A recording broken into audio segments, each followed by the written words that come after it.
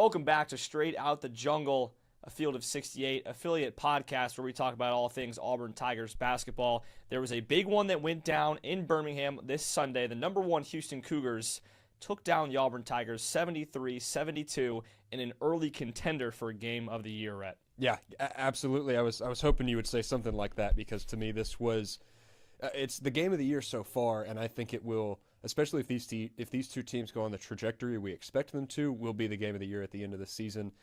Didn't get really crazy lead changes throughout, but man, I mean, never further than 8 points. Felt like it was within a possession most of the game. I mean, really, really good, tough battle the whole way. Saw some guys make some really tough shots. Saw two really good and much improved defenses on Auburn's side of things. Houston is as expected, but yeah, game of the year contender for sure. It was everything you really wanted this matchup to be. I think there were a lot of people, Auburn fans and ourselves included, that were skeptical of the way this one would play out, feeling as though Houston kind of would out-physical Auburn, would just be the better team rebounding. And that really wasn't the case. It was 40 rebounds for Houston to Auburn's 37. And Stephen Pearl said in the postgame, I appreciate y'all talking about Houston's physicality, but this is what Auburn's been doing for 10 years now. And when we saw it.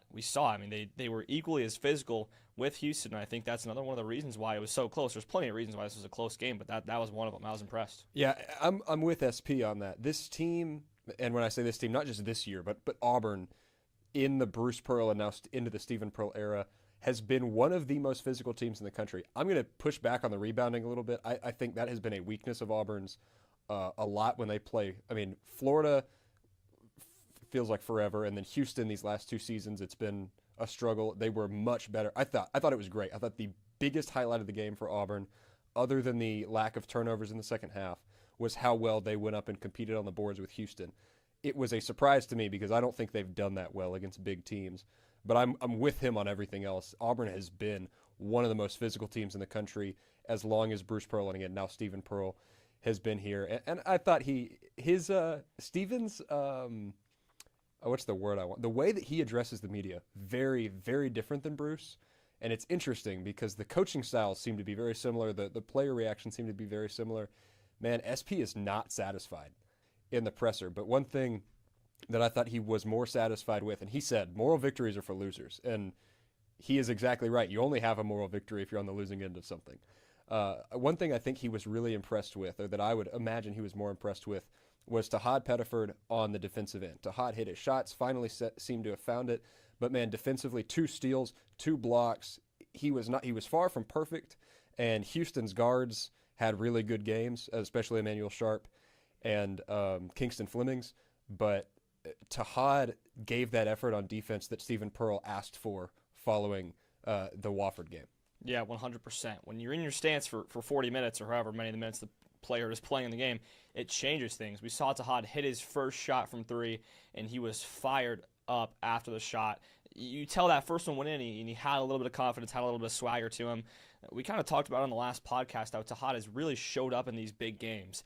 And it's another one where he showed up, finished with 15 points, only 5 of 14 shooting. You might look at that as, you want to be shooting above that mark. 3 of 8 from deep. 2 of those misses came late in the game on the last couple possessions. So really until the last 10 seconds, he was 5 of 12 and 3 of 8 from deep, which is a solid clip as well.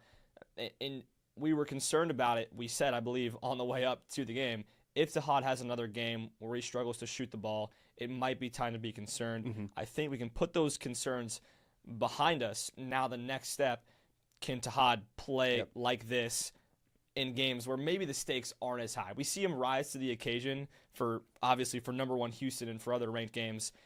Can he do it against Jackson State on Wednesday? Yeah, you definitely need the consistency from Tahaad. One thing that I was really impressed by, just the 1 turnover. Now, only had 1 assist, wasn't moving the ball as well as we had hoped for. This whole team struggled with that. I mean, you only made so many shots. They made 22 shots, had 11 total assists, so it's still not a great assist ratio, but that's just part of how Houston's going to defend you. Was really, really satisfied with how well Tahaad and the Tigers as a whole took care of the ball, especially in the second half, just 2 second-half turnovers. A lot of really good from this game that, again, it's a loss. And Stephen Pearl wants Auburn, both his team and I think the fan base, to look at this and say, we are not satisfied. Doesn't matter who it is that's across the court from us. you had an arena that was fully on Auburn's side. I mean, I think it was louder in Birmingham than it has been in Neville 90% of games the last few years. That's fair. Neville gets really loud. It got really loud for Kentucky a few years ago. It got really loud against Tennessee and Alabama last year. I think when Auburn put a couple of shots together in Birmingham, that was the loudest Auburn basketball that I've been at, personally. Oh, yeah, for sure. In the last possession, the last offensive possession for Houston when they forced the shot clock violation ball out of bounds, whatever came first, it was deafening. It was absolutely deafening. Yeah. And up there with Katie Johnson against Bama 2 years ago, which is one of the loudest roars I've heard in Neville Arena. And rightfully, it should be louder than Neville Arena because you're bigger. almost doubling the capacity. Yeah. And it's all, I would say it was a 95% Auburn fan base at that game. The Auburn fan base continues to travel well, and it's not just for basketball, it's for all sports. Yeah. But what Bruce Pearl built, Stephen Pearl is still enjoying, and I think he talked about how well the fans traveled, and that was another one of the reasons why I think this Auburn team was so pumped. They were so amped up for this game. You could just see the emotion pour out of the guys during the entire game, especially Elijah Freeman. We'll talk about him later, but Kevin Overton, Keyshawn Murphy, Keyshawn Hall, and Tahaad were all playing with just a ton of fire. Yeah. And it's due in some part, I think, to that environment they were put in. It is. And all that to say, even in a great environment, even against a really tough team, Auburn couldn't come out with the W. Stephen Pearl doesn't like that. But I do think more internally, not going to present this to the media, and so this is a little bit of speculation. I think in practice you're going to look, and he's going to be more like, okay, this was number one Houston.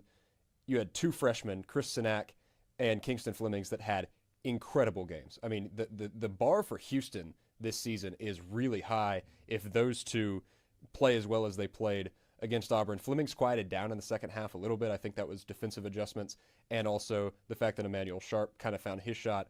But not satisfied, but man, there's a lot of positives from this game. And you started to talk about some of the guys. Let's get into those performances, starting with Keyshawn Hall. We assume he's going to be out Wednesday against Jackson State. Had a lower leg, foot, ankle, something injury, went down, twisted it a little bit, not a full roll, not like what we saw from Janai Broome against South Carolina a few years ago, but looked like he was in a lot of pain on the floor, came back, hit 2 free throws to get him to 20 points, so now 4 straight games for 20 points for Keyshawn Hall, 8 for 8 from the free throw line. He was a huge part of the reason that Auburn was as close as they were in this one. Yeah, and it was really tough to see him go down because I think if you have him the last 4 or plus minutes of the game where everyone out with injury, it ends differently. I think the ball probably goes in the hands of Keyshawn Hall in the final minutes. Going to the free throw line is such a big part of his game. He was 8 from 8 from the free throw line. Really the only Tiger who shot it well. I mean, we'll talk about free throws later and how that was kind of the Auburn Tigers' downfall. But that's who I would have put the balls in the hands of. I would have put it in Keyshawn Hall's hands. I would have told him to get downhill, draw contact. That's what Tahaad did, but that's not necessarily Tahaad's game. I feel like that is Keyshawn Hall's game, and it was an incredible performance from him before he went out. The 20 points, perfect at the free throw line. That's something that Stephen Pearl, I'm sure, enjoyed to see. But when he went down, you just had the sense that there was no way he could come back. He came out and shot those 2 free throws. Could barely move up to high five his teammates after making the first. Made both of them, so credit to him there. The toughness that he showed was incredible, but it looks like an injury that could be serious. I agree with you. I don't think we'll see him for Jackson State, and hopefully it's not much longer. Yeah. Auburn needs Keyshawn Hall. You're right about as great as Tahaad Pettiford can be, one part of his game that we really wanted to see him develop, even going back to last year and the crazy good season that he had as a freshman, was his inside scoring. Part of it is he's undersized, and it's really hard to score inside if you're undersized. He had one really great move to the rim for a left-handed layup. He's left-handed, so a normal layup for Tahaad Pettiford. Yeah. But a really great move to get inside and score. When he gets inside and draws contact, it's a little bit harder for him. We saw him make one really good one against Bama last year. I mean, we know that he can do it, but it hasn't been consistent. I think you're right. Keyshawn Hall is going to be your guy in the last few minutes of games. Maybe not from 3. I think Tahaad and Kevin Overton are probably more likely to be your guys that are kicked out wide shooting the 3. But Keyshawn is a true 3-level scorer and is able to get to the rim, get to the free throw line a little bit better than Tahaad. So definitely a guy that if you're Auburn, you can't have out for too long. 11 rebounds, 4 of those on offense, a huge part of the reason that Auburn was in the battle on the boards. Another guy who was huge on the boards for Auburn, just 5, but man, felt like he had such an impact on the game, is Keyshawn Murphy. Did not stuff the stat sheet. 7 points, 5 rebounds, 3 assists, 2 very, very timely assists that got the ball out to the wings to Caden Magwood and Kevin Overton. He had the loudest, quiet game that I think I've ever seen. Yeah, Keyshawn Murphy, when he's in the game, you can tell it's a little different. When the Tigers were without in the last two, and Emeka Oporum played really good minutes for the Tigers in both of those, but Keyshawn Murphy, he's a different player. He's a different beast. He's a different man, and he handled the physicality of Houston. I know we're not supposed to be talking about the phicality of Houston matched up to Auburn, but let's be real. Houston, they are a physical team. They have made a name team. as Exactly. the toughest, most physical. I mean, them, Rick Barnes, Tennessee, and Auburn. Yeah. I think are some of the most physical, gritty teams. And Kelvin Sampson and Houston deserve that label. I mean, they've been great. He's a Hall of Fame coach for a reason. That team is the benchmark for toughness, grittiness, physical play in college basketball. Yeah, and so I think what Keyshawn Murphy did to kind of counteract that, it was big. Like you said, he's not going to fill up the stat sheet, just the 5 rebounds, but he was boxing out for guys like Keyshawn who had 11. Yeah. And he was playing great on ball. He was a great on ball defender. And that's something that I feel like was lost in the first game against Bethune-Cookman. His man lost him a lot. Not the case in this one. He was good on ball, good off ball, just a physical presence at the rim. It's not going to show in the stat sheet, but if he keeps putting in performances like this, it will begin to show in the stat sheet, and he's going to be on double-double watch every time he steps foot in the court. Yeah, and you pointed it out with boxing out for other teammates. Chris Sinak and Joseph Tugler combined for just 16 rebounds. Now, that is really good from 2 guys, but those are guys that Tugler destroyed Auburn on the boards last year. Chris Sinak has had multiple double-digit rebound games already as a freshman and had a great game in every other aspect and still had 9 rebounds. You felt like even though they didn't necessarily fall into the hands of Keyshawn Murphy, he did a really good job of just opening it up and letting other Tigers get inside for the rebounds.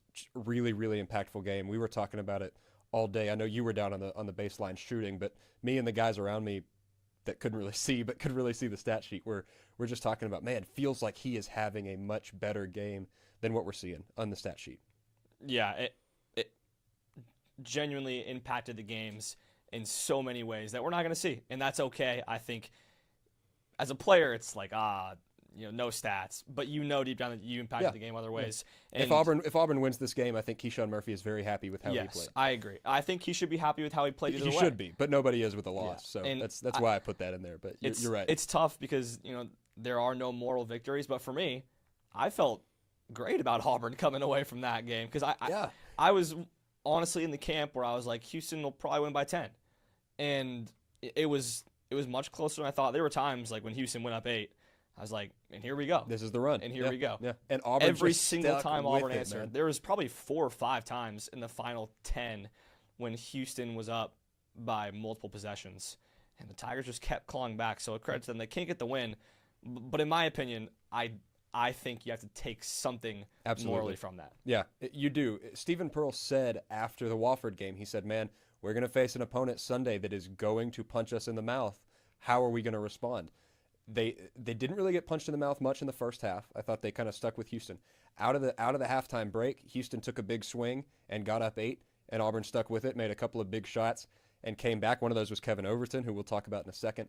And it just felt like that happened throughout the whole second half. And again, they lost. They weren't able to get over that hill. But it felt like every time Houston came with something, Auburn was ready for it. Let's talk about Kevin Overton, though.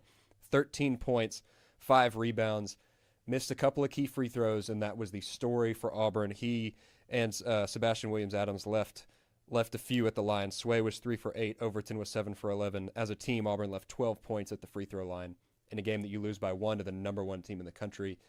That's got to hurt. But Kevin Overton, aside from that, had a really good game. Yeah, free throws are the difference, Rett. The number 1 difference in this game were free throws, but we'll get past that. We'll look at Kevin Overton. We heard from this press conference last week, he was trying to get his get back. Houston came to Texas Tech, beat him in Lubbock last year after the Red Raiders had won in Houston. So he wanted to have a winning record against Houston. I thought it showed in his game. He was probably one of the most motivated but also grounded players in this one. I think didn't show a ton of emotion, but could tell he was playing really, really hard. One of the hardest playing guys on the floor. Just 2 of 7 shooting, but it was 2 big 3-pointers. And I think we can kind of see Kevin Overton grow into that role as one of the best shooters on this Auburn team. And he's making the clutch ones, and that's what matters in my opinion. And he's got something that I think you bring up is just a really great level of maturity. This team needs some veteran leadership. They've got vets in Overton and Keyshawn Hall and Keyshawn Murphy, but it's a lot of new guys and a lot of young guys, and I think that's going to be a really important role for him to play as the calm vet that comes in, hits the shots when you need him to. He's probably not going to have a whole bunch of loud games. He might have a few where he goes for 20. We know that he can score. But I think that's the role that he's got to focus on. And around him, this team has newcomers that are mature. Elijah Freeman does not look like the jump from D2 to D1 is above him. Caden Magwood, who I think we were both a little bit disappointed with through the first 3 games, in part just because we hadn't seen a lot of him, didn't play awesome against Houston, but he hit a really big shot. He played in control aside from one airball 3-pointer that was off a weird broken play that ended up Keyshawn Hall bailed him out. Sebastian Williams-Adams, again, struggled at the free throw line, but just a different level of maturity and grit, and that's something that you can't teach, and you need guys like that, and I think that's a credit to the recruiting that Bruce and Steven did in bringing these guys in, and we're gonna see this group grow together a lot. Yeah, and I don't want to argue with you here, but I've been sneaky impressed with Caden Magwood. All right, let's hear it. In the way he has played, because everyone knows this is going to be the Tahaad Pettiford point guard show, and Tahaad has been getting most of the minutes. Tahaad got 32 in this one, just 7 for Caden Magwood, and so it's tough when, as a freshman point guard, it's like, all right, you get 7 minutes, go make the most of it. I feel as though he has controlled the moments really well. He is one of those players who I think has incredible maturity for a freshman and who will continue to get better. 7 minutes was +1 in the plus-minus. Almost everyone on the team except for Keyshawn Hall and Filip Jovic was in the minus.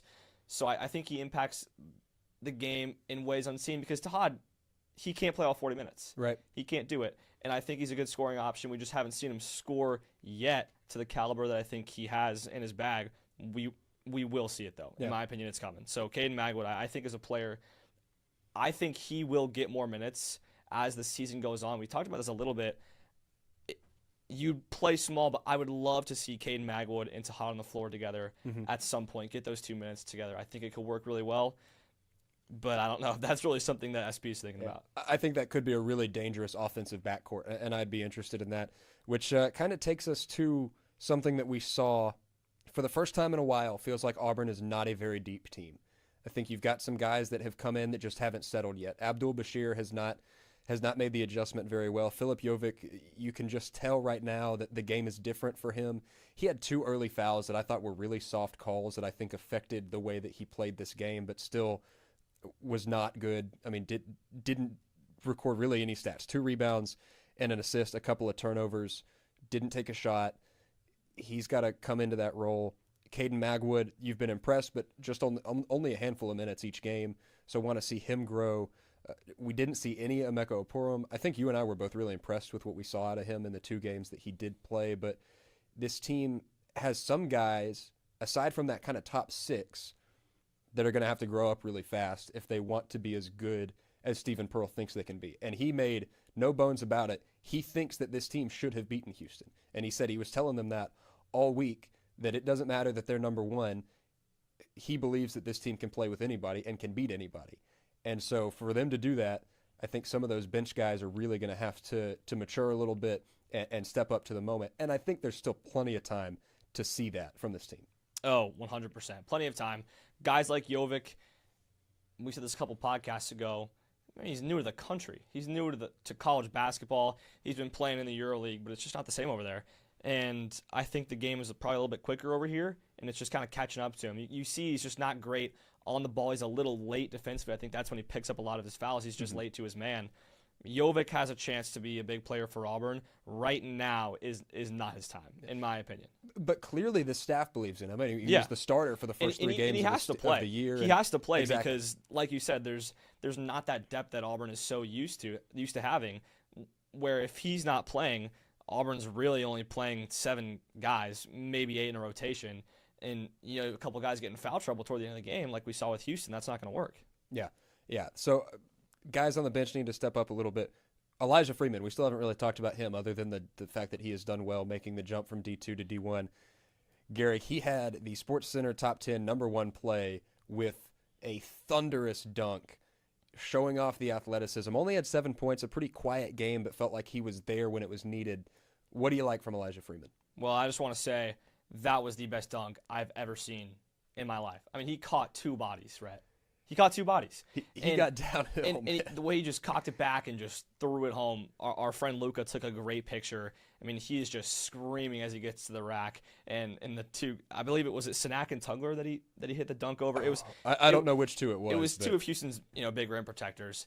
Oh my gosh, the faces that they were making on that picture, it was insane. And the crowd reaction, that was maybe the best part.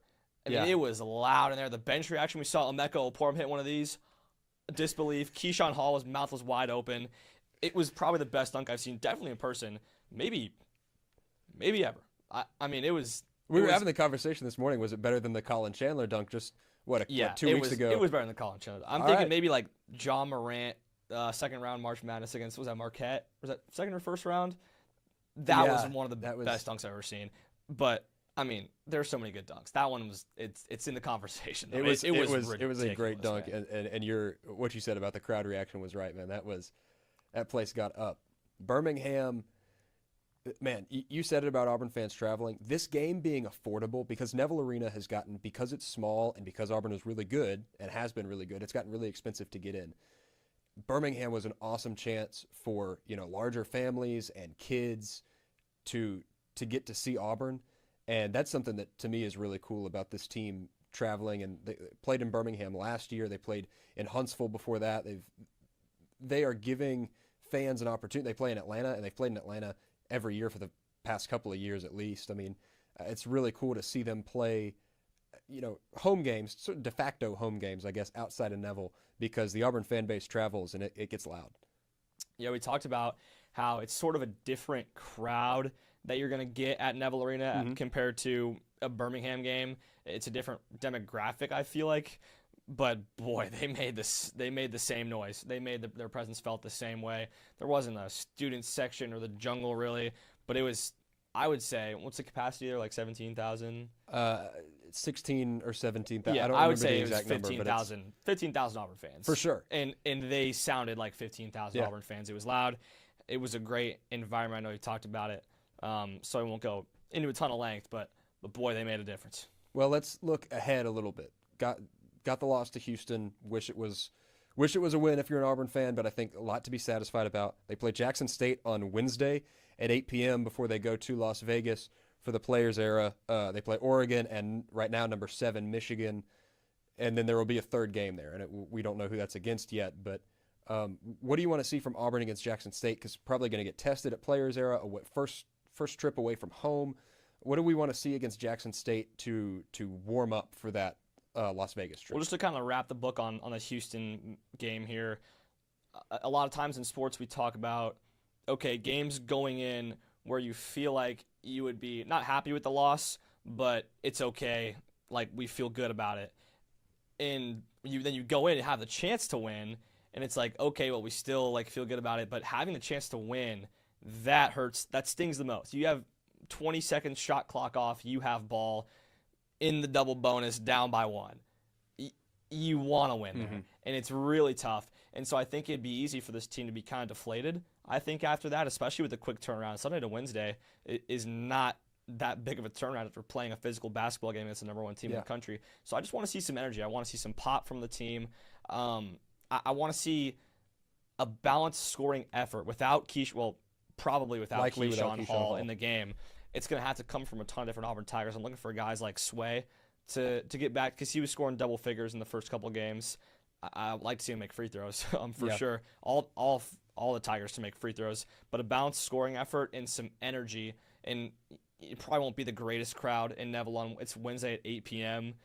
Week before Thanksgiving break, so it won't be the greatest crowd. So if they can create their own energy, play well defensively, then I think that sets them up well. It shows you how mature of a well-coached team they are for some tough games in Las Vegas. That's not an easy trip either. It's a long trip over to Vegas. Yeah, I'm with you. I want to see no letdown. And we were talking about it earlier. I want to see these bench guys and the younger guys that haven't really stepped up yet. I want to see them step up. Jackson State is a game that going in, Now, we saw what happened with Bethune-Cookman. It was closer than it should be, but you feel like going in with Jackson State, you should win that game. So I want to see the starters play well and continue to play well and do what they've been doing. I'd love to see Abdul Bashir find his shot and go for like 12. Love to see Jovic settle in and just, give some good minutes down low. Want to see really good defense from Mack, assuming he gets to play. More good from Caden Magwood. I want to see those guys develop their game in a game like this, build some confidence, and maybe be able to take that to Vegas. Yeah, in Vegas, you're playing 2 days in a row for sure, maybe 3 days in a row. You're going to need those guys to be playing good minutes because you can't play Tahaad for 32 minutes 3 games in a row. You just can't really do that. You can't play 96 minutes. Excuse my math if that's wrong. I think that's right. Not a math major, but 96 minutes. You can't play 96, close to 100 minutes in a span of 3 days. So this is where I'm looking for Caden Magwood to get those minutes and to, I think, score the ball at a higher clip. And I think he will. I think guys like that, you talked about Jovic, and Abdul Bashir. Abdul Bashir, we just have not seen it from him yet. I only got 2 minutes in Birmingham. He's going to have a chance. Probably on Wednesday, and then probably a little bit in Vegas as well. So a balanced effort, right? Exactly. You hit the nail on the head. Well, so that does it. The Tigers fall to Houston 73-72. Houston falls today. The rankings came out. Auburn stays at 22. Houston falls from 1 to 2. Purdue, big win over Alabama. A little happy about that. Takes their spot. And Auburn plays Jackson State before heading to Vegas. That game is Wednesday, October 19th at 8 p.m. Tigers versus Tigers from Neville Arena. We'll be back afterwards to talk about it. That's going to do it for this episode of Straight Out the Jungle.